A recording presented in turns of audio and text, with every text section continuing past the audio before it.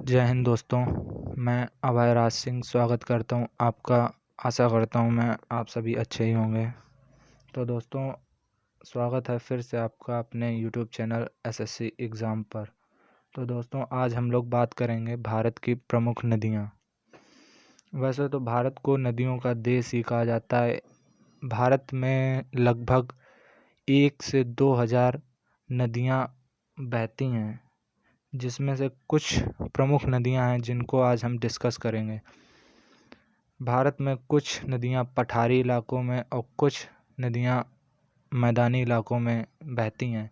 जैसा कि आप देख रहे हैं, इसमें जो भारत का मानचित्र है, इसमें जो उत्तर की साइड, ऊपर की साइड जो नदियां बहेंगी उन्हें हम हिमालय की नदियां कहेंगे, जैसे कि गंगा, ब्रह्मपुत्र। और जो नीचे की नदियां हैं इन्हें हम लोग प्रायद्वीपीय भारत की नदियां कहेंगे, जैसे कि कृष्णा, गोदावरी। तो आज हम लोग पढ़ेंगे हिमालय की नदियां, और दूसरा टॉपिक हम लोग करेंगे नेक्स्ट वीडियो में।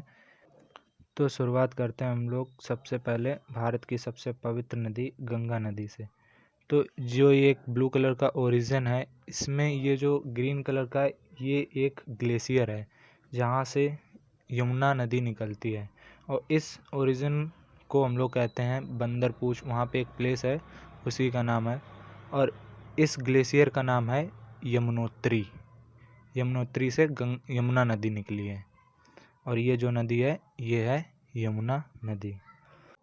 इसी प्रकार एक दूसरा ग्लेशियर है जिसका नाम है गंगोत्री हिमनद, जहाँ से हमारी सबसे पवित्र नदी गंगा निकलती है।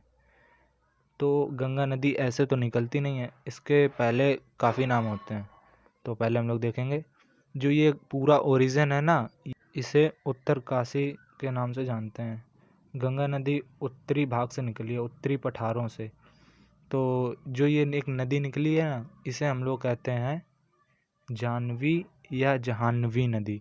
ये भी गंगा नदी नहीं है। गंगा नदी निकलेगी तो इसी से, लेकिन अभी इसका नाम गंगा नदी नहीं है। और यहाँ पे एक दूसरा ग्लेशियर है जिसका नाम गोमुख है। गोमुख से एक नदी निकलती है जिसका नाम भागीरथी है। भागीरथी ही गंगा नदी है, लेकिन अभी इसका नाम भागीरथी है। इसका गंगा नाम आगे जाके पड़ेगा। अगर कोई एग्ज़ाम में कभी भी कोई क्वेश्चन पूछे कि भारत के उत्तर भाग में गंगा नदी को किस नाम से जानते हैं, तो आंसर होगा भागीरथी, गोमुख। लेकिन अभी इसका आंसर गंगा नहीं होगा, गंगा आगे जाके पड़ेगा। जैसा कि मैंने इस फिगर में बताया है कि जो ये नदी है ना, इसका नाम क्या है? जाह्नवी नदी या जानवी नदी। और इसमें जो ये रेड कलर का है ये है गोमुख, जहाँ से कौन सी नदी निकलती है? भागीरथी नदी। और एक ये जो ब्लू कलर का है, इस यहाँ पर एक बांध स्थित है जिसका नाम है टिहरी बांध। टिहरी बांध गंगा नदी पर स्थित है। और यहीं पे एक दूसरी नदी आके मिलती है जिसका नाम है बिलांगना नदी। और जहाँ पे ये नदी मिलती है ना, इसको हम लोग कहते हैं गोविंद प्रयाग। जहाँ पे ये दोनों मिलती हैं इसी का नाम है गोविंद प्रयाग। और ये नदी भागीरथी आगे जाके देव प्रयाग में मिलेगी, तब इसका नाम पड़ेगा गंगा। और इसी भागीरथी में एक नदी आके मिलती है जो दो ग्लेशियरों से निकलती है। एक है संतोपंथ ग्लेशियर, सातपंथ, और एक है मिलाम। सातपंथ ग्लेशियर से निकली है विष्णु गंगा, और मिलाम ग्लेशियर से निकली है धौली गंगा। जब ये दोनों नदी विष्णु गंगा और धौली गंगा आपस में मिलती हैं तो उस संगम को कहते हैं हम लोग विष्णु गंगा प्रयाग।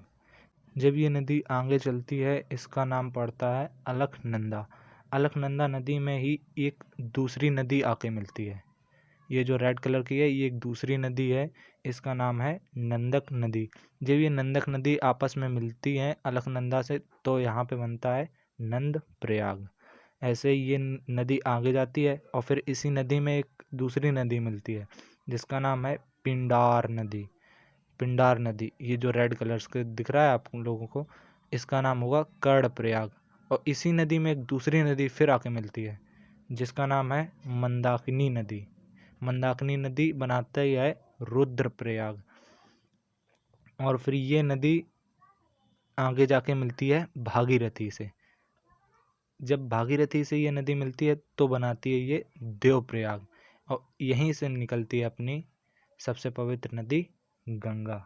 अब हम लोग देखते हैं यमुनोत्री ग्लेशियर, मतलब यमुनोत्री क्षेत्र। यहाँ से कौन सी नदी निकलती है? यमुना नदी।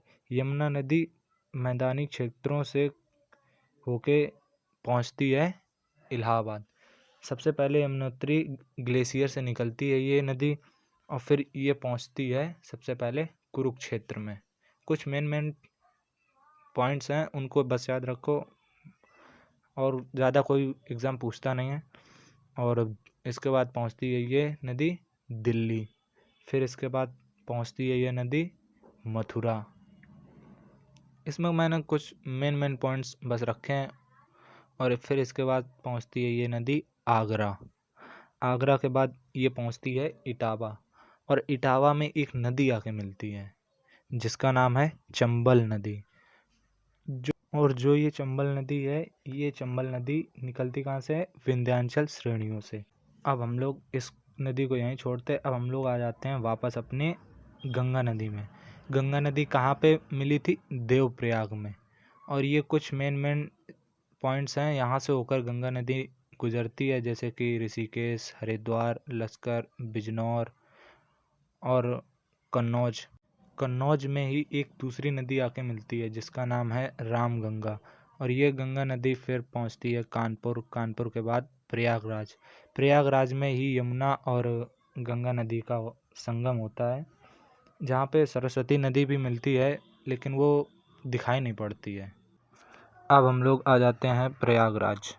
प्रयागराज से गंगा नदी निकलने के बाद इसमें एक नदी आके मिलती है जिसका नाम है गोमती नदी, और फिर एक दूसरी नदी इसी में मिलती है आके जिसका नाम है घाघरा नदी, और एक तीसरी नदी मिलती है जिसका नाम है गंडक नदी। और इसी पॉइंट में दो और नदियां मिलती हैं जिनका नाम है पुनपुन और सोन नदी। ये भागलपुर में प्रवेश करती है, और ये जब बिहार में पहुंचती है इसका नाम है कोसी नदी, जो कटिहार में मिलती है। और फिर इसके बाद पहुंचती है साहबगंज में, और फिर इसके बाद लास्ट में पहुंचती है ये फरक्का में।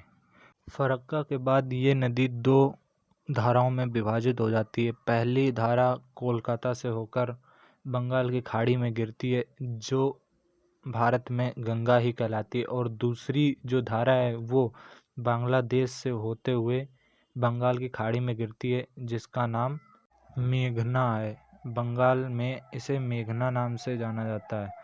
और जब ये दो नदी गिरती हैं तो इनके बीच में एक डेल्टा बनता है जिसका नाम है सुंदरबन डेल्टा। आओ थोड़ा मानचित्र से समझ लेते हैं। गंगोत्री ग्लेशियर जहाँ से गंगा नदी निकलती है, ये उत्तर प्रदेश और बिहार से होते हुए, जिसकी एक धारा कोलकाता से होते हुए बंगाल की खाड़ी में गिरती है, और दूसरी धारा बांग्लादेश से होते हुए बंगाल की खाड़ी में गिरती है।